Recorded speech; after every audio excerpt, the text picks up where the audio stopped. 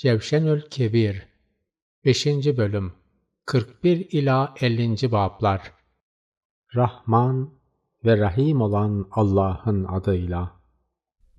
Allah'ım, senden şu isimlerinin hakkı için istiyor ve yalvarıyorum. Ey dilediği kullarının günahlarını bağışlayan Gafir!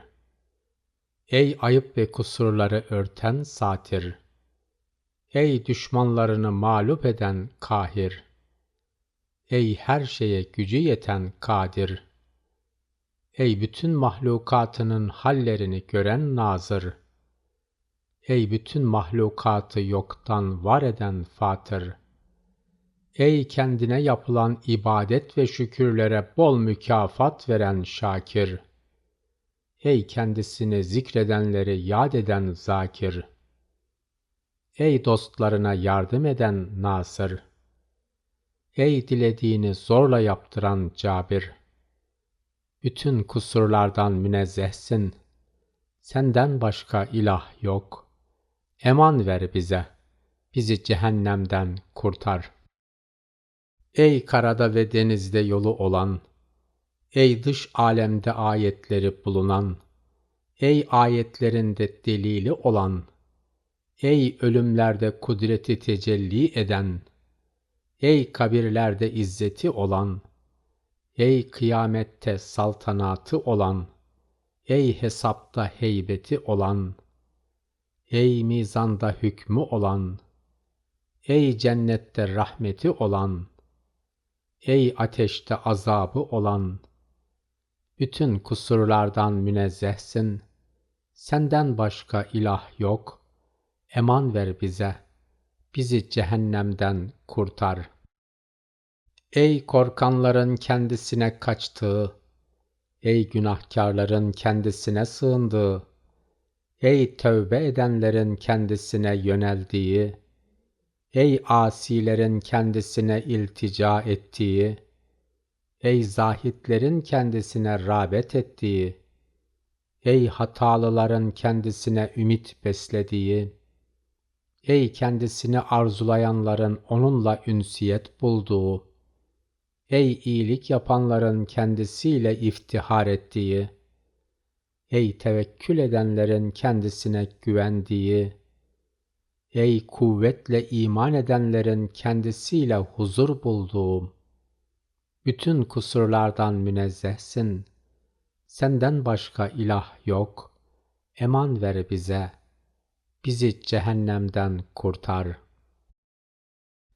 Ey bütün yakınlardan daha yakın, ey bütün sevilenlerden daha sevgili, ey bütün büyüklerden daha büyük, ey bütün izzet sahiplerinden daha aziz, ey bütün kuvvetlilerden daha kavi, ey bütün zenginlerden daha zengin, ey bütün cömertlerden daha cömert, ey bütün şefkatlilerden daha rauf, ey bütün merhametlilerden daha rahim, ey bütün yücelerden daha yüce, bütün kusurlardan münezzehsin.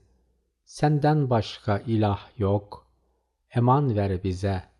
Bizi cehennemden kurtar. Allah'ım, senden şu isimlerinin hakkı için istiyor ve yalvarıyorum. Ey her şeye her şeyden daha yakın olan Karib! Ey bütün mahlukatını gözetleyen Rakib! Ey müminlerin sevgilisi olan Habib!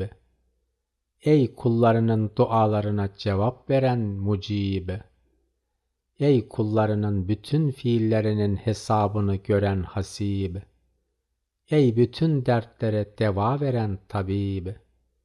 Ey her şeyi bütün incelikleriyle gören Basir! Ey her şeyden haberdar olan Habir! Ey her şeyi nuruyla aydınlatan Münir! Ey kullarına gerekli her şeyi açıklayan Mübin! Bütün kusurlardan münezzehsin. Senden başka ilah yok. Eman ver bize. Bizi cehennemden kurtar. Ey mağlup olmayan galip!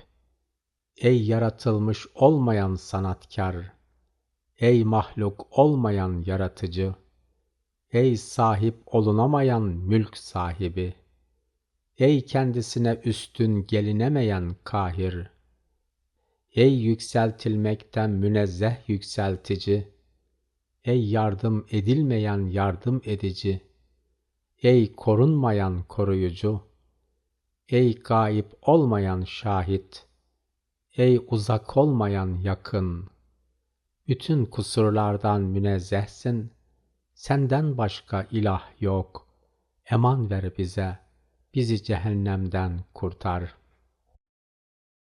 Ey nurların nuru, ey nurları nurlandıran, ey nurlara suret ve şekil veren, ey nurları yaratan, ey nurları idare eden, ey nurları takdir eden, ey bütün nurlardan evvel olan nur, ey bütün nurlardan sonra da var olan nur, ey bütün nurların üstünde olan nur, ey hiçbir nurun kendisine benzemediği nur, bütün kusurlardan münezzehsin, senden başka ilah yok, eman ver bize, bizi cehennemden kurtar.